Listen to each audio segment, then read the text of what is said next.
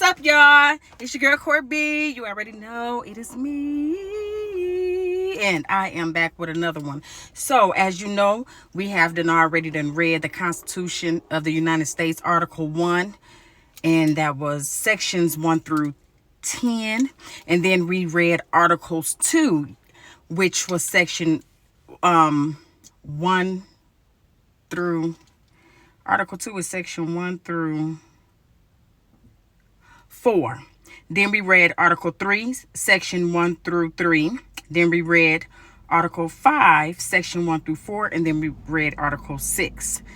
So I have all of those articles up. You can see them in the playlist, the United States Constitution.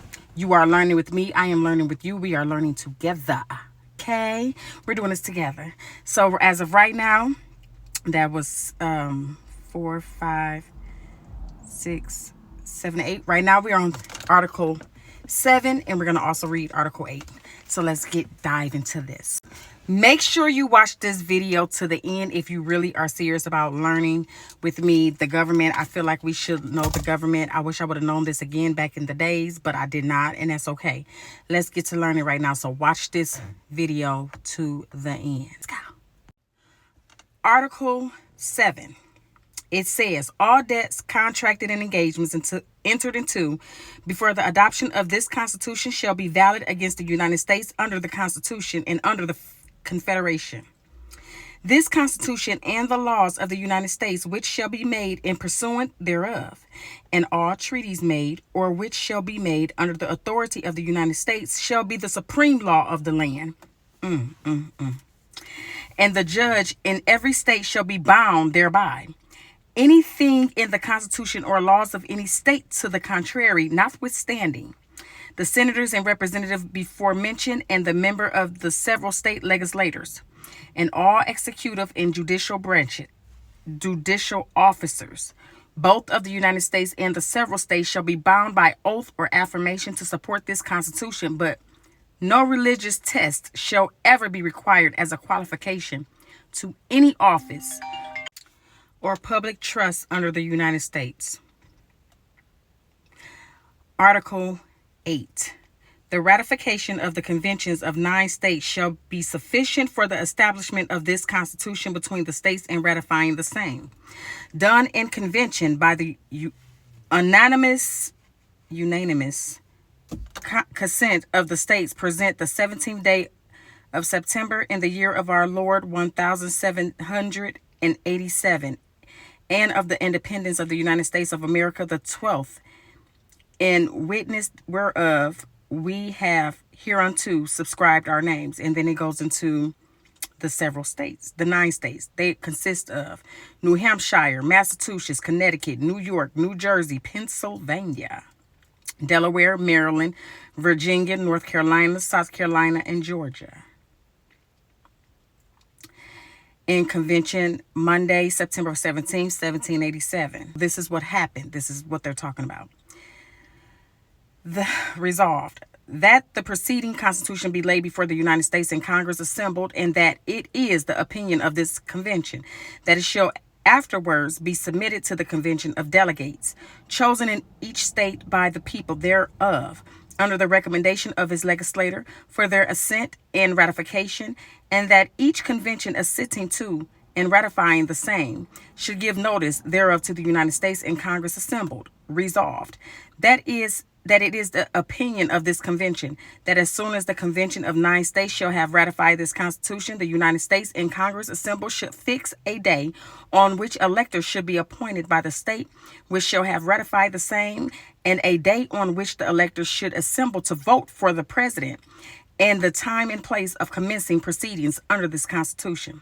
That after the publication of electors should be appointed and the senators and representatives elected.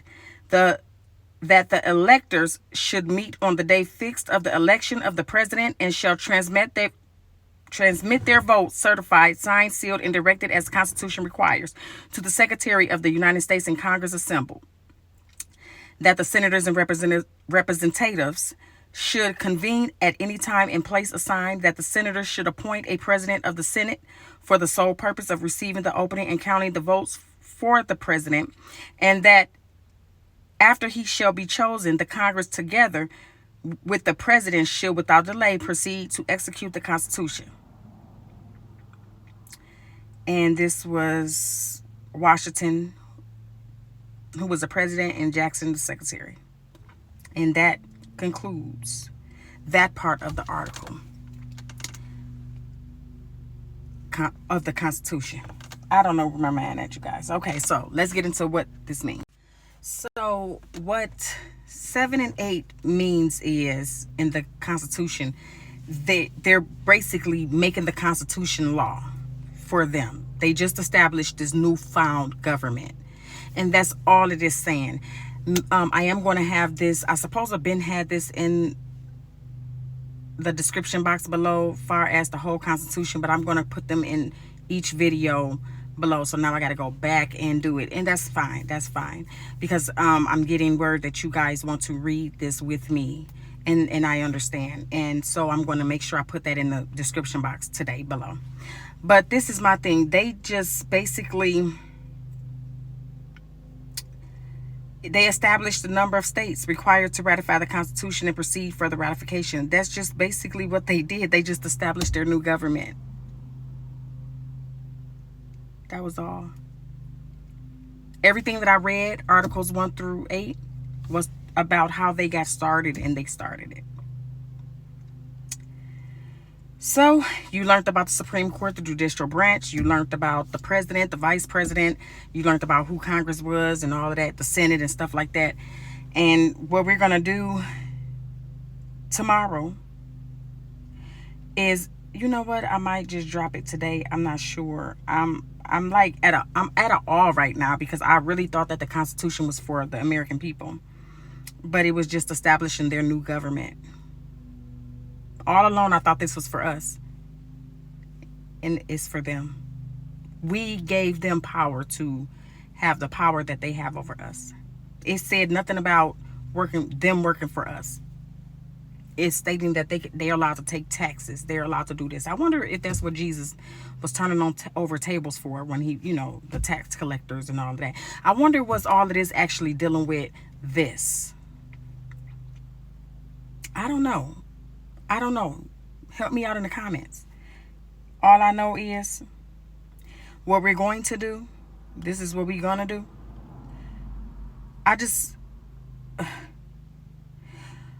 What we're going to do is we're going to come back to this, and then we're going to read the amendments to the Constitution of the United States ratified by the states. And a lot of them amended. First Amendment. No, not amendment. My bad. So you have, out of the amendments, you have, how much time I got? 8. You have 1, 2, 3, 4, 5, 6, 7, 8, 9, 10, 11, 12, 13, 14, 15, 16, 17, 18, 19, 20, 21, 22,